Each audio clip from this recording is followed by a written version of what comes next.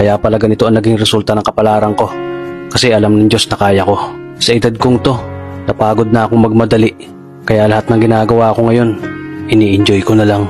Siguro sa dami na rin ng aking pinagdaanan, napagtanto ko na ang buhay ay mas malawak at mas mahiwaga pa sa mga problemang dumarating sa buhay natin.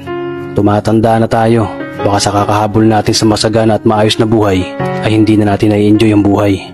Baka nabubuhay na lang tayo dahil nape-pressure tayo sa sasabihin ng ibang tao. Marami na rin akong mga naging maling desisyon sa buhay, pero lahat yun nagsilbing aral sa akin at natuto ako sa mga pagkakamali ko. May mga taong sobra nating mamahalin at bibigyan ng halaga, pero ibabalik lang sa atin ay kabiguan at matinding trauma.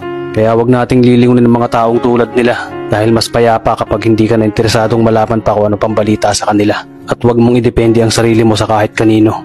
Tandaan mo, kahit sarili mong anino, iiwan ka din nito kapag madilim na ang paligid mo. Kailangan natin matutunan na wag ikumpara ang sarili natin sa iba dahil hindi natin laban ang laban nila. Karera mo to, di nila karera. Dahil ang buhay ay hindi naman nasusukat sa kung sino ang mayaman, kundi kung sino ang payapa. Kaya galingan mo lang palagi tol dahil napakaraming tao mapanghusga, hihilahin ka pababa at lagi mo tong tatandaan.